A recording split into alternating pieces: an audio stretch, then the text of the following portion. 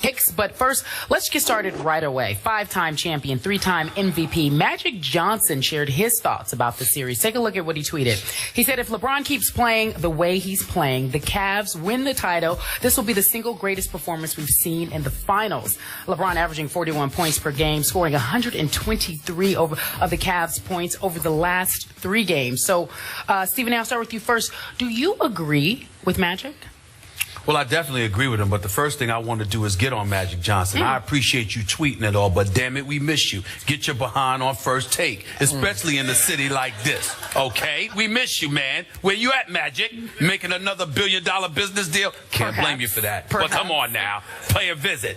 With that being said, he's absolutely right. I think that when you look at LeBron James and the way that he has been playing, and you look at the magnitude of his performance, there's just no question that when you think about elite guys that have performed in NBA Finals history, what he has been doing without Kevin Love and Kyrie Irving, particularly against the best team in basketball supposedly this season, is absolutely astonishing, and there's just no way around it. You know, momentarily once Kyrie Irving went down, I'm sitting there thinking Cleveland has no shot. I feel bad for LeBron. I'm depressed for him because, to be quite honest with you, as much of a fan as I am of Steph Curry and the Golden State Warriors, I do not want a 4th loss in an NBA Finals on the resume of LeBron James. I think he's too great. I think he's too great of an ambassador for the game of basketball. I think he's too special of a talent, a role model, and beyond. I don't want to see him lose these finals. And so when you lose 2 of your primary weapons, and you're thinking it's over, and then to watch this brother perform the way that he has performed, I can't say enough. And to me, what Magic Johnson said about him is just further validation, because when it comes to the game of basketball, who are any of us to be sacrilegious enough to disagree with the great Irvin Magic Johnson? It is rare that I have done it. I'm entitled to do it, because part of the reason I know basketball the way that I do is because of what he taught me. But in the end, it's still in all, it's Magic, and his words resonate profoundly. You know how much I love Magic Johnson, and he is on my Mount Rushmore, and we're about to discuss Mount Rushmore here in just a minute. Yeah. But I'm about to be a little sacrilegious here, because I'm not ready to go this far at this point. Obviously, your Cleveland Cavaliers here are halfway home, but only halfway home. And I'm saying to Magic, I get where he's headed, and I know where you're headed. If LeBron James is the deciding factor on closing this deal in 2 more finals games, obviously it will be hailed as the greatest achievement of LeBron's career. But I got to tell you, I'm just looking at the first 3 games. Pump the brakes. Hold your horses. I need to see more from LeBron James. Love what I saw from him down the stretch of Game 3. And I sat right here in this chair 24 hours ago, and I paid tribute to LeBron James because he made 4 straight clutch free throws. No doubters. All 4 of them. Swishes. I'm in awe, man. That was good, because LeBron has struggled, as we know, historically in late-game free throw shooting situations. But now this question, maybe a little prematurely, is forcing me to look back at games 1 and 2. And I'm going to have to be objective here, because at the end of game 1, regulation, LeBron James, I thought, made the wrong choice. We know, we've seen him do it before. He pulled up, stepped back, took a fall-away jump shot, and missed it. And then down the stretch of game 2, at the end of regulation, he missed a shot at the buzzer, and then 3 straight times in overtime, I thought he came up small in the clutch, and he was saved by Delly. Delly took him off the hook in game 2. So I have to keep that in perspective if I'm talking about the greatest finals ever. I have to keep this in perspective. I saw in USA Today that the supporting cast, this Cleveland Cavaliers supporting cast, was referred to as a ragtag collection of cast-offs. I'm here to suggest to you today that LeBron's performance is being slightly overrated because the supporting cast is being way underrated. And I think you would agree with me that the Kevin Love injury was somewhat a blessing in disguise because it allowed the emergence of Tristan Thompson. I'm here to tell you, if Kevin Love were in the starting lineup, I'm not sure this would be happening right now. Go ahead. First of all, you're cruel. And I'm going to tell you why you're cruel. Because you know I'm sick. You know I'm struggling, congestion. I got static all in my ears, which is irritating me even more with my headache. And what do? You I don't think even. it's your sickness you is don't, static. you I don't don't hear even. anything. You don't even wait 10 minutes into the show to get on To my last irritate nerve. you, yep. This is just cruel, Okay. Skip. It's just cruel. Okay. Yeah. It's just what I do. Here's the deal. It is what you do. Okay. All right. I mean, damn. I mean, the Excedrin hasn't even kicked in yet. You know I'm not well, and you're still irritating me already. You even wait a half hour. Here's the deal. We talk about game one. We know that LeBron James made the wrong decision by not going to the rack. All right, we get that. Yep. He comes back in game two, does exactly what we chided him for not doing in game one. You still had a problem with that. He got fouled. He got fouled. Well, he got hacked too. He got fouled on 3 occasions where there was no call. But meanwhile, Skip, the brother is averaging 41, 12, and 8. And I'm just saying, and listen, it's not. You are absolutely correct. You are absolutely correct when you talk in terms of efficiency if we're just looking at numbers. But knowing, I'm going to sit there. You call me Stephen Naismith. But here's the deal, Skip Bayless. You were covering basketball when I was in elementary school. You watched more basketball than me. That is a fact. You know for a fact that sometimes it's not about percentages. It's about how you control and dictate a basketball game. And it is undeniable that an offensive juggernaut like the Golden State Warriors have essentially been neutralized in the first 3 games because LeBron James has dictated pace. He's controlling the game on so many levels that Magic Johnson's operative word was if. If LeBron I get it. he didn't sit there and say it was finished No, product. he did not. He said if. Okay. And you ignored the word if. Okay, I'm not ignoring it, but here's an if, and, or but on Kyrie Irving. The loss of Kyrie also came with a silver lining, to your point, because it forced LeBron James to be the primary ball handler. What do I always say about LeBron? Best point guard in the NBA. And he's able to control the ball and become the primary scorer. And I love him against this team as the primary scorer because this team, as of yet, has had no answers for LeBron James. Now, obviously, he has the second most misses through the first 3 games of any finals ever.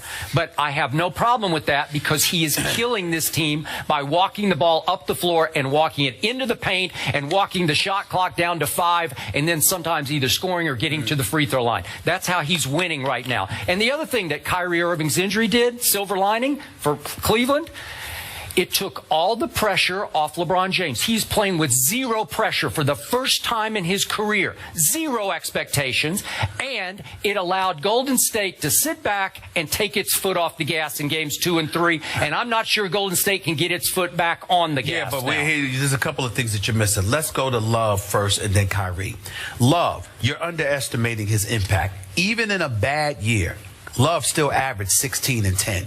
In a bad year for him compared to the numbers that he puts up, Kevin Love is a sniper from long range. Okay. His ability to be out on the floor, spread the floor. You also have to remember there was 16 to 17 games this year. He didn't even play in the fourth quarter. So Tristan Thompson was going to be in there anyway. The point is you're underestimating the importance of having that extra body to keep guys fresh. Okay. That's point number 1. Point number 2, when you talk about Kyrie Irving, remember they lost that game in overtime. They could have easily won that game in regulation. With Kyrie Irving, maybe at about 65%. And he scored 23 points, and he was 23, great. 4 7 steals, and 6. had I'm the 2 telling blocks you right now. I'm telling you right now, and I've said this before. I get it. You talk about pressure all you want to. Kyrie Irving and Kevin Love, with the personnel they already had in place, I would have picked Cleveland to win this series in 5. In 5? In 5, they'd have took Golden State so you out. would rather Kevin Love be playing 70% of the time? That's No, what you Kevin want? Love would not have been playing. Yes, he would have. No, he would not have. If he was healthy, no, he would not have. Believe Skip, he would have. he wasn't playing 70% of the time when he was healthy. He would sit some fourth quarters. That's right, Skip, and that's what I'm saying to you. Okay, Again, 3/4 of a game is 75%. Skip. Arguing by not letting me make Okay. my point. You're not letting me make my point. I'm saying to you that when you are able to have bodies and throw versatility at somebody, You can dictate pace in one-dimensional ways like LeBron is doing, or you could sit there and manipulate the action by throwing a bevy of looks at somebody and setting the pace. Now, you might give up a few extra points, but that's because you're flowing the way that you want to flow, and you can turn on the afterburners at your discretion. Imagine if you didn't have to do it for 4 quarters. Imagine just for 12 minutes, 10 minutes, 5 minutes, you're able to take the lineup that you have right now, fresh, because Kevin Love and Kyrie Irving was already in the lineup, and throw the kitchen sink at Golden State at a moment's notice to derail them. Okay. All of a sudden, you can make that difficult as well. So there are various ways to skin a cat. All I'm saying to you is that as great as the Cleveland Cavaliers have performed in terms of expectation, do not underestimate how much better off they would be with Kevin Love and Kyrie Irving available to them. Because then, I believe, as much as I like Golden State, I believe Cleveland would have blown them out of the building. Well, they blew them out the other end. They're up 20 late in the third quarter. No, I'm just saying to you, but what you saw by the 20 up in the third quarter, they would have been doing that throughout the series. Okay, we have 2 more big wins to go for LeBron James and company. The target for the greatest finals I ever saw one man play was the 1998 finals, the last of Michael Jordan's 6 rings. Remember Game 6? You were there in Utah. Okay, Utah had home court advantage, and the series was 2-3-2. So the last 2 games were at Utah. In Game 6, Scottie Pippen hurt his back early in the game on a dunk, was incredibly limited, ended up scoring 7 points and 8 points in the game. Michael Jordan went for 45 in Game 6, and you know how it ended.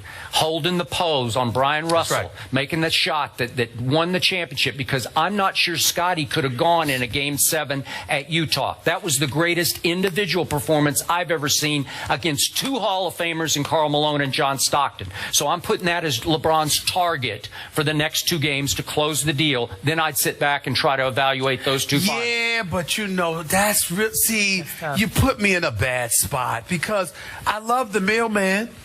We love the mailman. He's a Hall of Famer. We know that. But if Karl Malone wasn't executing off of a pick and roll, or, you know, pick and pop or pick and roll with John Stockton, or he wasn't scoring on a fast break, Karl Malone didn't resemble a Hall of Fame player. You're saying he doesn't belong in the Hall of Fame? I didn't say that. I said he did not resemble a Hall of Fame player outside of those situations. Karl Malone shot jump shots from the elbow, or Karl Malone scored off a pick and roll, or Karl Malone scored off of fast breaks. But with his back to the basket, that was foreign territory because that wasn't Karl Malone's game.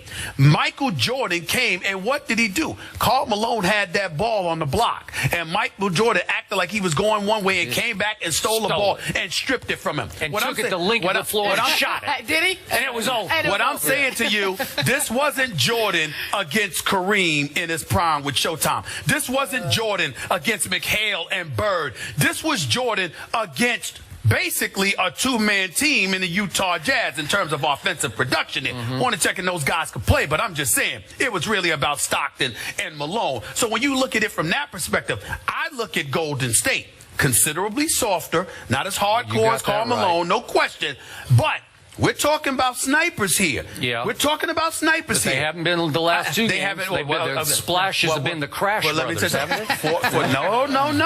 Listen. Klay Thompson showed up for the first 3 quarters, and Steph Curry showed up in the 4th. Keep that in mind. I'm not sure he scored 16 total points. I'm just saying that he made some shots. On here. You mentioned that LeBron is averaging 41, 12, and 8. Magic Johnson talked about that. He said the Warriors can't allow LeBron